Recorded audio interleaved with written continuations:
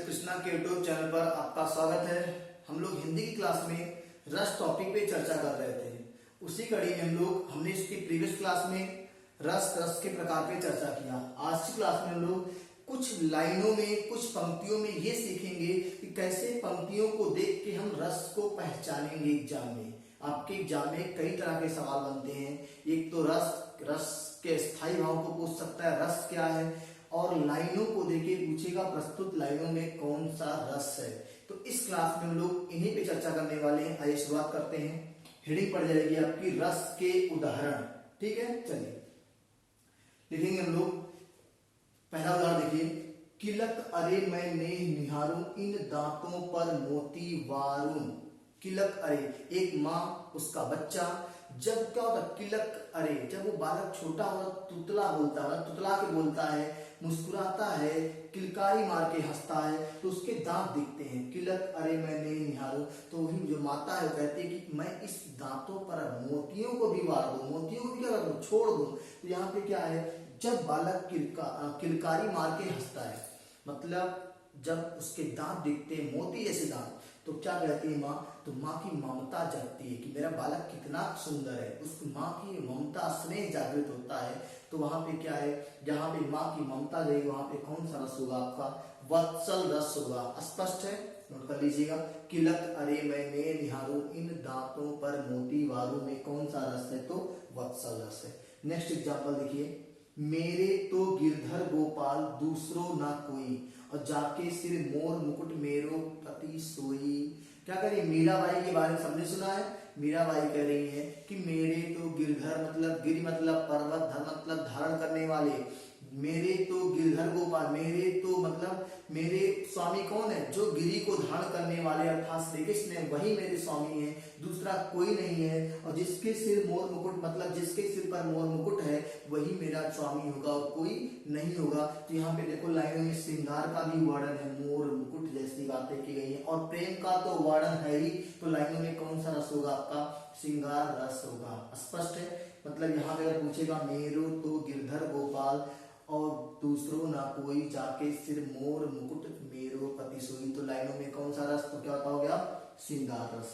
स्पष्ट है, चलिए नेक्स्ट देखते हैं हम लोग। शोभित कर नवनीत लिए, और घुटरुन चरत रेन तन मंडित, मुख दधलेप किए। शोभित कर नवनीत लिए, नवनीत मक्खन का पर्यायवाची है। शोभित कर मतलब क्या कर रहे हैं, हाथों में मक्खन लिए हुए सुंदर लग रहे हैं, शोभायमान हो रहे हैं। और घुटरुन चलत रेन तन मंडित, रेन मतलब धूल के कण, घुटनों के बल चलते हुए पूरे शरीर में धूल से सना हुआ है। पूरा शरीर क्या है, धूल से सना हुआ है। घुटनों के बल चलते हुए पूरे शरीर में धूल के कणों को लपेटे हुए, मुख दधलेप किए, और मुख क्या किए, दही से लेप किए हुए हैं। ये कब होता था कृष्ण के साथ, जब कृष्ण क्या करते थे, गोपियों के घर में चोरी करते थे ना, तो जब ऊपर था सिकहर, जानते हैं जिसपे दही रखी जाती है, मट्ठा रखा जाता है, तो जब ऊपर सिकहर था तो बहुत सारे डंडे निकालते थे तो गिर जाता था, ऊपर नीचे बैठे खाते थे आराम से।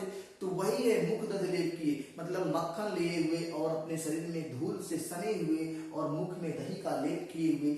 जब माँ यशोदा उनको देखती है इस रूप में, तो कहती मेरा बालक कितना सुंदर लग रहा है। तो वहां पे माँ की ममता जाग जाती है, और जहां माँ की ममता जाएगी वहां पे कौन सा रस होगा, आपका वत्सल रस होगा। क्या होगा, वत्सल रस होगा। क्लियर है, चलिए आगे देखते हैं हम लोग। ऊधो मुहि ब्रज विसरत नाही, और हंस सुता की सुंदर कगरी और दुर्मन की छाई।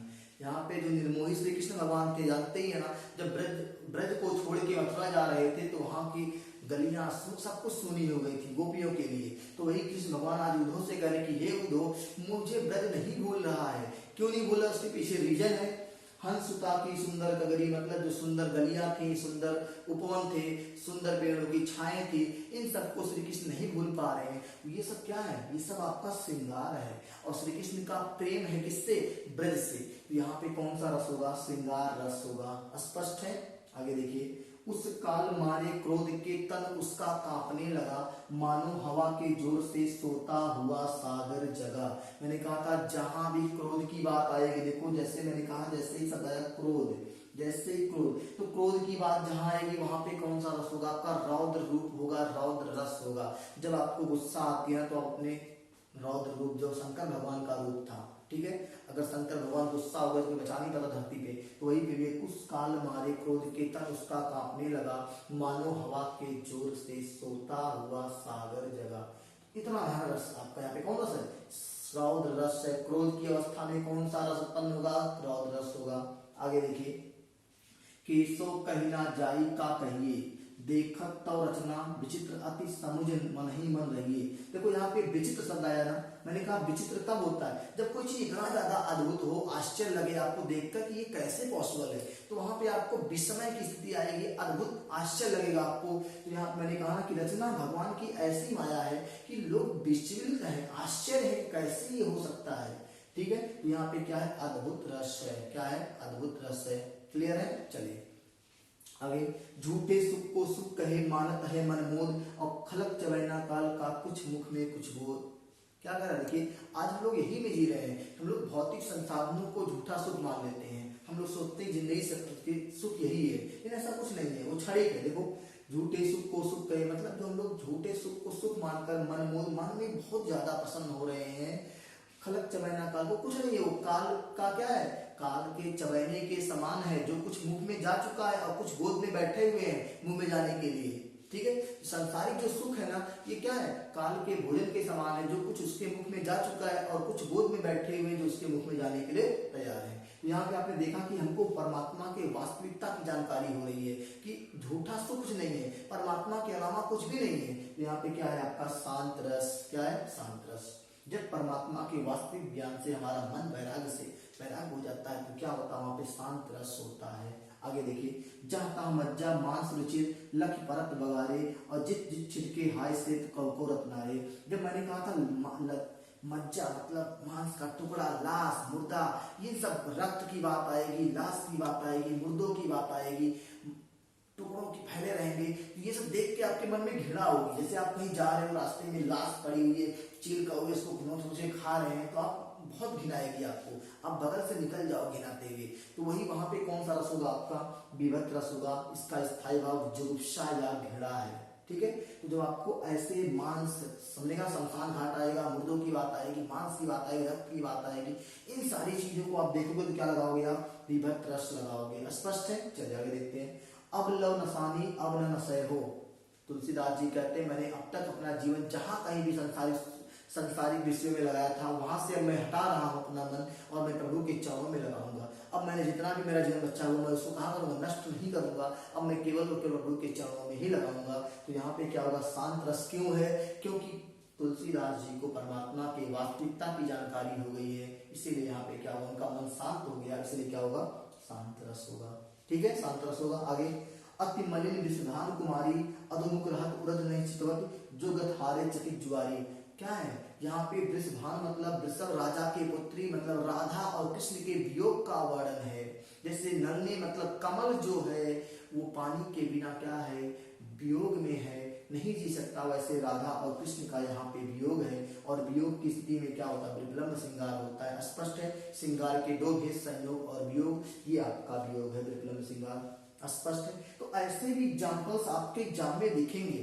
क्लियर है? ऐसे लाइनें देगा, कहेगा प्रस्तुत लाइनों में कौन सा रस है, तो आपको टिक करना रहेगा। ध्यान दीजिएगा, देखो ये बहुत जरूरी चीज है। इससे मैं आपको रस पढ़ा रहा हूँ, अब आपको कैसे चीजों पे कमांड करना है। मैं ये नहीं कह रहा मैं जो पढ़ाऊंगा वही आएगा, लेकिन मैं ये कह रहा हूँ मैं जो पढ़ाऊंगा उससे बाहर भी नहीं आएगा। क्यों नहीं आएगा? देखो मैंने रस कहा ना, अब आपके पास जितना भी मैटर रस का है उस पर आप काम करिए, जितना एग्जाम्पल्स है जितना आप लगा पाइएगा, ये आराम से बैठ के एकदम फ्री है आप इस टाइम। लॉकडाउन में कोई काम नहीं है आपके पास, एकदम। अगर आप 6 घंटे मुझे देते हैं ना, तो 6 घंटे में आप वास्तव में आपका जो एम है, जो टारगेट है, आप उसको एक्चुअली में वास्तव में आप अचीव करोगे। हम आपके साथ हमेशा, जो भी आपको हेल्प चाहिए मुझसे जरूर कहिए एक बार। बाकी आप केवल देखो, जब तक मैं एक चीज सिलेक्शन से आप एक कदम दूर है, सेल्फ कॉन्फिडेंस। जब तक आपका खुद का विश्वास नहीं जगेगा आपके अंदर, तब तक आप कुछ नहीं कर पाओगे। मैं क्या, दुनिया कोई मास्टर नहीं सिखा पाएगा आपको कोई भी चीज। जब तक आप खुद नहीं जान जाओ कि मेरे अंदर क्या छुपा हुआ है, उस छुपी हुई चीज को बाहर लाइए, अपने आप समझ जाएंगे आप। ठीक है? देखिए हम लोग कुछ प्रैक्टिस सेट कर लेते हैं, यहाँ पे कुछ क्वेश्चन कर लेते हैं जो आपके एग्जाम में देखेंगे, कैसे एग्जाम में सवाल आते हैं उस पर चर्चा करते हैं। देखिए इसको नोट करिए, फिर आगे नोट कर लीजिए इसको, फिर आगे चर्चा करते हैं।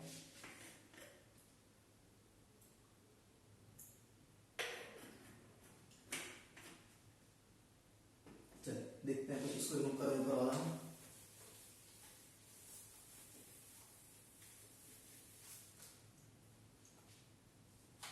देखिए क्या कह रहा है, पहला एग्जाम्पल आपका देखिए, यहाँ पे पहला सवाल है संचारी भावों की कुल संख्या, और सवाल कहाँ पूछा गया है, एसएससी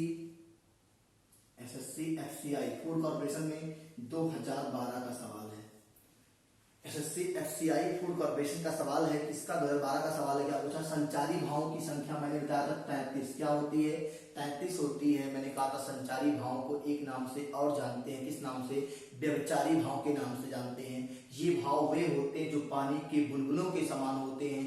पानी के बुलबुले कैसे होते हैं, कुछ क्षणिक होते हैं, बनते और फूटते, ये भाव भी ऐसे ही होते हैं। आगे देखिए दूसरा सवाल, वाक्यम रसात्मक काव्यम किसने कहा है, और ये सवाल आपका उत्तर प्रदेश राजस्व निरीक्षक, ठीक है, राजस्व लेखपाल का सवाल 2014 का सवाल है। वाक्यम रसात्मक काव्यम किसका कथन है, तो मैंने कहा था विश्वनाथ का, आचार्य विश्वनाथ का कथन है कि रसात्मक वाक्य ही काव्य है।